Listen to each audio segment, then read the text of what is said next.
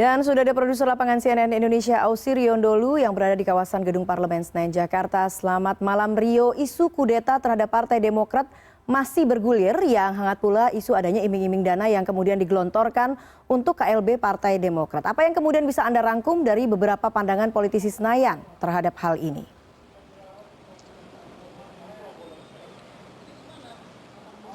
Ya, selamat malam Eva. Memang setelah kemarin beberapa hari yang lalu Ketua Umum Partai Demokrat Agus Harimurti Yudhoyono menyampaikan di tengah konferensi pers terkait dengan adanya indikasi ataupun manuver politik yang dilakukan baik dari internal maupun pihak eksternal terkait dengan perebutan pucuk pimpinan kepartaian dari Partai Demokrat yang telah terjadi selama sebulan terakhir dan semakin mengencang selama 10 hari terakhir ini. Memang pemberitaan ini cukup menjadi konsumsi bagi publik selama seminggu terakhir ini.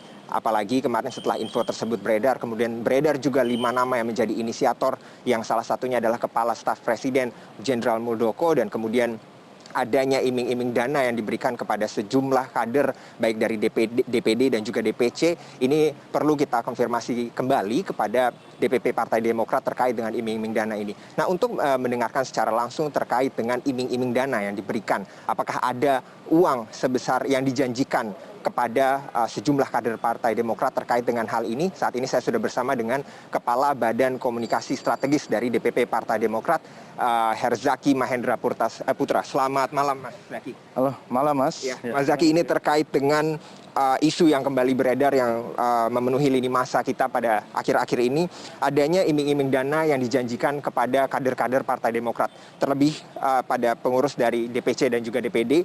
Ini yang dijanjikan, apakah memang sejauh ini dari pemeriksaan yang telah dilakukan oleh partai ini sudah terbukti adanya dugaan atau dana yang masuk kepada kader-kader Demokrat? Ya Mas, emang tepat sekali ya. Ini juga menjadi pertanyaan besar bagi kami. Karena pada saat diajak bertemu, itu janjinya adalah akan memberikan dana bencana gitu. Tetapi pada saat pertemuan, ternyata kemudian pembicaraannya mengarah kepada KLB. Ya, kemudian mengarah pada pencapresan sosok yang akan menjadi ketua umum pada saat KLB. Dan jumlah dananya cukup besar ya. Itu mencapai 100 juta untuk ketua DPC, itu di luar yang lain-lain. Jadi ini adalah bersih gitu. Menjadi pertanyaan besar kami adalah ini angkanya besar sekali gitu loh. Kalau kita kalikan jumlah suara, pemilik suara sah yang seharusnya bisa buat mengadakan KLB, berarti ini ada kekuatan dana yang sangat besar. Sehingga pada saat mereka di lokasi yang sama bertemu dengan sosok yang sangat dekat sekali dengan Bapak Presiden Jokowi atau lingkar dalam istana, ya mereka kemudian merasa ya masuk akal aja gitu. Karena ini adalah bagian dari kekuasaan.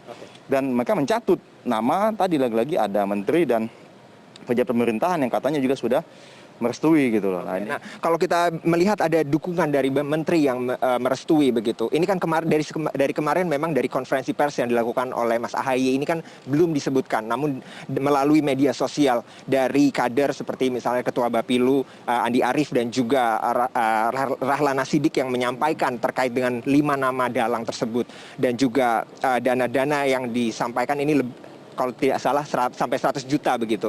Namun ini tidak disampaikan secara resmi dalam konferensi pers begitu. Namun ini bisa dipastikan apakah informasi ini benar begitu? Ya, karena ini adalah berdasarkan pengakuan dari kader-kader kami ya, selaku pemilik suara yang sah yang diajak datang ke Jakarta.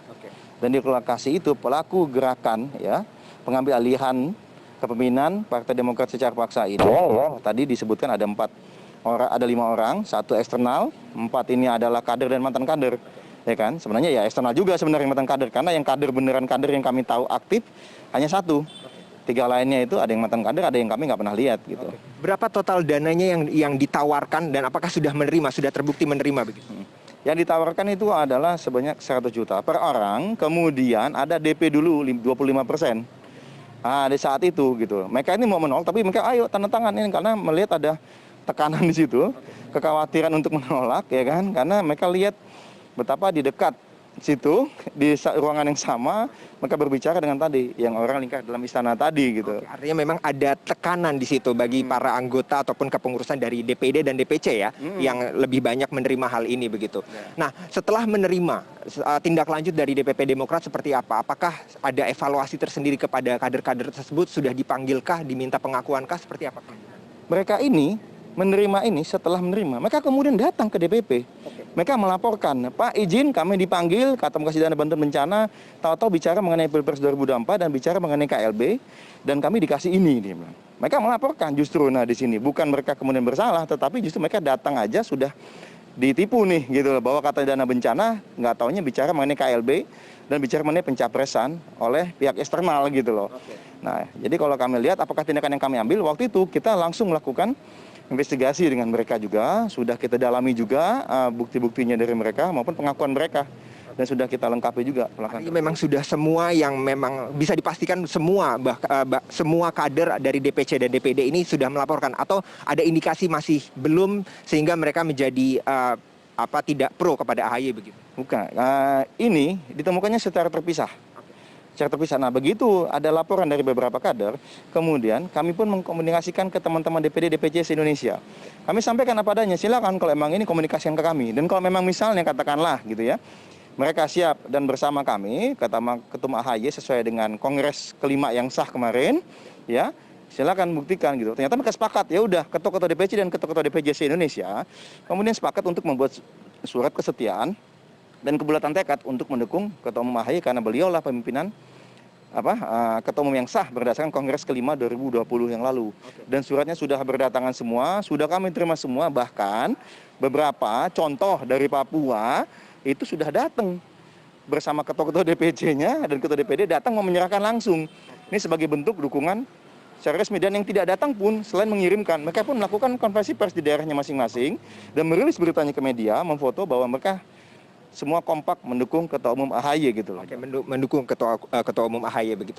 Terakhir Mas, ini soal alasan dari orang yang ketemu dengan kader-kader ini menawarkan sejumlah uang. Tadinya bila dibicarakan soal bencana begitu, namun ternyata bukan. Apa alasan dibalik si orang ini menemukan untuk memberikan dana itu? Alasannya dibalik itu apa, berdasarkan laporan-laporan yang sudah dilaporkan? Ya, itu adalah dana itu agar mereka setuju dengan KLB.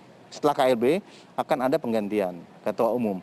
Nah, ini kemudian ketua umum inilah selanjutnya rencananya akan menjadi calon presiden di 2024. Jadi tujuan utamanya adalah pencapresan sosok penting, orang dekat istana, orang dalam istana, sosok dekat dengan Pak Presiden Joko Widodo ya, secara fungsional karena posisinya beliau itu berencana untuk maju ke Pilpres 2024 dan dia butuh kendaraan dan dia merasa kendaraan yang paling bagus itu adalah Demokrat gitu loh. Makanya dia berusaha untuk mempengaruhi teman-teman pemilik suara ini gitu. Dan sangat disayangkan kan informasi yang kita tahu di dalam situ pelaku gerakan itu berdasarkan penuturan para saksi itu mencatut nama katanya sudah didukung oleh beberapa menteri lain dan juga oleh presiden.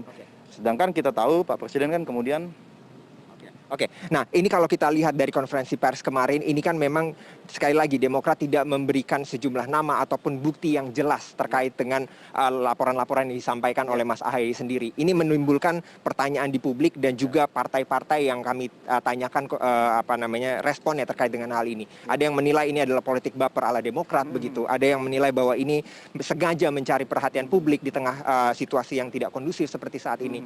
Adakah bukti-bukti yang bisa disampaikan maupun nanti dalam konferensi pers yang akan datang yang dilakukan oleh Demokrat nanti?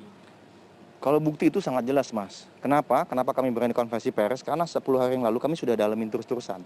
Sehingga kami butuh waktu nih 10 hari dalam mengumpulkan bukti dan data-data ini. Dan juga pengakuan para saksi. Jadi sangat jelas. Begitu ada bukti itu kami bersurat kepada Pak Joko Widodo. Karena ini menakutkan sekali. Karena ini adalah bagian atau bentuk intervensi kekuasaan. Atau mungkin bahkan oknum, kita kan tidak tahu. Sampai dengan saat ini kan kita masih belum tahu. Ya kan, belum ada konfirmasi dari Pak Jokowi, belum ada konfirmasi dari para menteri-menteri dicabut. Oh, sudah ada 2 konfirmasi bahwa mereka tidak terlibat. Ada 2 menteri gitu. Nah, maksud kami sehingga ini menjadi bahaya. Kenapa? Karena kalau sekedar intrik atau beberapa orang kader lama senior itu biasa di mana-mana gitu.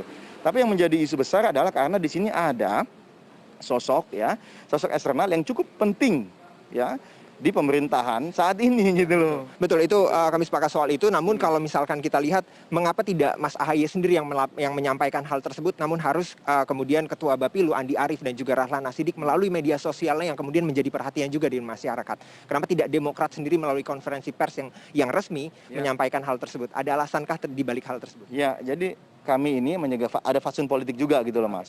Karena kami menjaga nama Pak Jokowi juga, kami bersurat duluan. Karena bagi kami lebih penting memberitahu Pak Jokowi dulu bahwa ada salah satu lingkar dalam dia yang melakukan hal ini dan ada ya ada pencatutan gitu. Saat ini yang diduga mencatut ya gitu. Setelah kami kirim surat, barulah kami melakukan konversi pers. Di konversi pers kami memang tidak menyebut nama.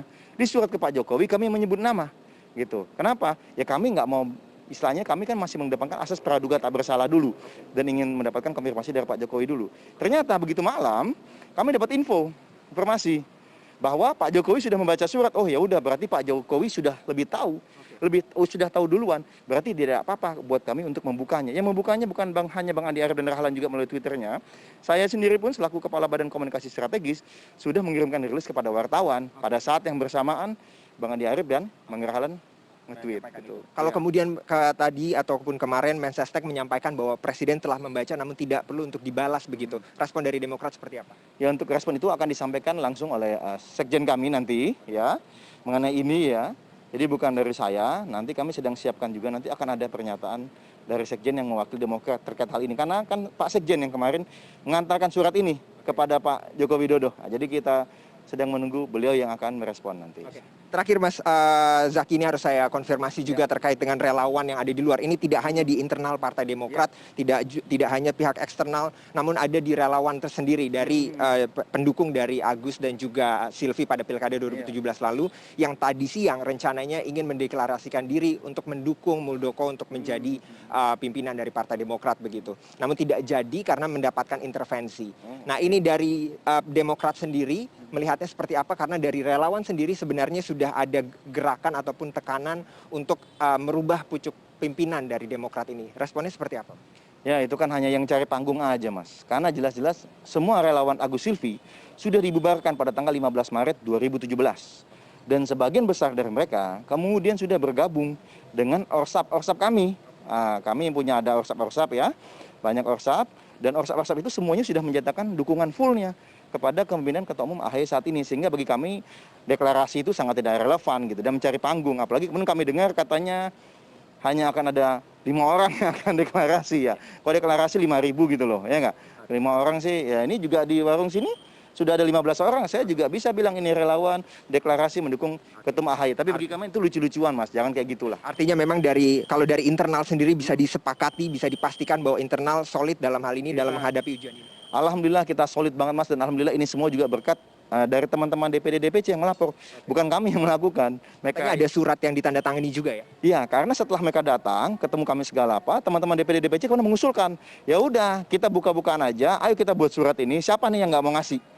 Jadi sesama mereka sendiri yang kemudian minta, ayo DPD buat arahan dari DPP agar melakukan surat ini. 100% dari DPD dan DPC ya? Alhamdulillah sampai dengan saat ini itu yang data yang saya dapat, Mas. Oke. Terima kasih Mas Zaki atas informasinya. Sehat selalu, selamat bertugas kembali. Oke, makasih Mas. Ya.